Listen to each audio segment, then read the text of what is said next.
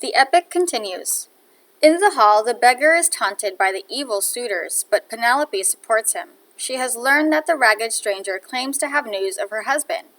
Unaware of who the beggar is, she invites him to visit her later in the night to talk about Odysseus. In Book 18, Penelope appears among the suitors and reproaches Telemachus for allowing the stranger to be abused. She certainly must have warmed her husband's heart by doing this, and also by singing the praises of her lost Odysseus. In Book 19, the suitors depart for the night, and Odysseus and Telemachus discuss their strategy. The clever hero goes as appointed to Penelope with the idea of testing her and her maids. Some of the maids have not been loyal to the household and have been involved with the suitors. The faithful wife receives her disguised husband. We can imagine the tension Homer's audience must have felt. Would Odysseus be recognized? The beggar spins a yarn about his origins, pretending that he has met Odysseus on his travels. He cannot resist praising the lost hero, and his comments bring tears to Penelope's eyes. We can be sure that this does not displease her husband. The storytelling beggar reveals that he has heard that Odysseus is alive and is even now sailing for home. Penelope calls for the old nurse and asks her to wash the guest's feet, a sign of respect and honor. As Eurycleia does so, she recognizes Odysseus from a scar on his leg.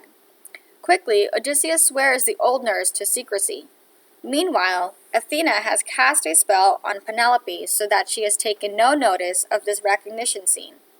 Penelope adds to the suspense by deciding on a test for the suitors on the next day. Without realizing it, she has given Odysseus a way to defeat the men who threaten his wife and kingdom. In Book 20, Odysseus, brooding over the shameless behavior of the maidservants and the suitors, longs to destroy his enemies, but fears the revenge of their friends. Athena reassures him. Odysseus is told that the suitors will die. The Test of the Great Bow. In Book 21, Penelope, like many unwilling princesses of myth and fairy tale, proposes a seemingly impossible task for those who wish to marry her. By doing so, she causes the bloody events that lead to the restoration of her husband as Ithaca's leader. The test involves stringing Odysseus' huge bow, an impossible feat for anyone except Odysseus himself. Odysseus had left his bow home in Ithaca 20 years earlier. Now the queen reached the storeroom door and halted. Here was an oaken sill, cut long ago and sanded clean and bedded true. Foursquare the door jambs and the shining doors were set by the careful builder. Penelope untied the strap around the curving handle, pushed her hook into the slit, aimed at the bolts inside, and shot them back.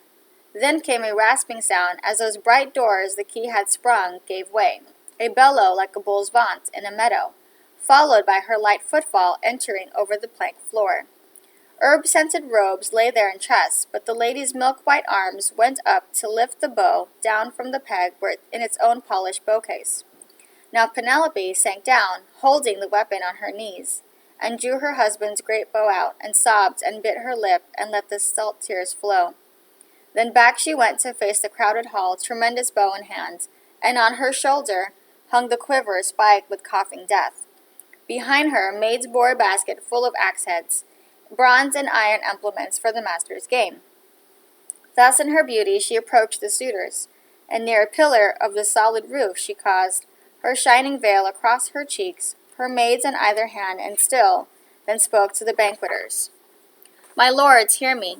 Suitors indeed, you recommend this house to feast and drink in, day and night. My husband being long gone, long out of mind, you found no justification for yourselves, none, except your lust to marry me. Stand up, then. We now declare a contest for that prize. Here is my lord Odysseus' hunting bow. Bend and string it if you can. Who sends an arrow through iron X-helve sockets, 12 in line? I join my life with his, and leave this place my home, my rich and beautiful bridal house forever, to be remembered though I dream it only. Many of the suitors boldly try the bow, but not one man can even bend it enough to string it. 2 men had meanwhile left the hall, swineherd and cowherd, in companionship, one downcast as the other. But Odysseus followed them outdoors, outside the court, and coming up said gently, You herdsmen, and you too, swineherd, I could say a thing to you, or should I keep it dark? No, no, speak, my heart tells me. Would you be men enough to stand by Odysseus if he came back? Suppose he dropped out of a clear sky as I did. Suppose some god should bring him. Would you bear arms for him or the suitors? The cowherd said, Ah, let the master come. Father Zeus, grant our old wish. Come, courier, guide him back. Then judge what stuff is in me and how I manage arms. Likewise, Eumaeus fell to praying all heaven for his return, so that Odysseus, sure at least of these, told them, I am at home, for I am he. I bore adversities, but in the 20th year I am ashore in my own land. I find the two of you, alone among my people, longs for my coming. Prayers I never heard except your own that I might come again. So now what is in store for you I'll tell you. If Zeus brings down the suitors by my hands, I promise marriages to both, and cattle, and houses built near mine. And you shall be brothers in arms of my Telemachus. Here, let me show you something else. A sign that I am he, that you can trust me, look. This old scar from the tusk wound that I got boar hunting in Parnassus. Shifting his rags, he bared the long gash. Both men looked and knew, and threw their arms around the old soldier, weeping, kissing his head and shoulders. He as well took each man's heads and hands to kiss, then said, to cut it short, else they might weep till dark. Break off, no more of this. Anyone at the door could see and tell them. Drift back in, but separately, at intervals, after me. Now listen to your orders.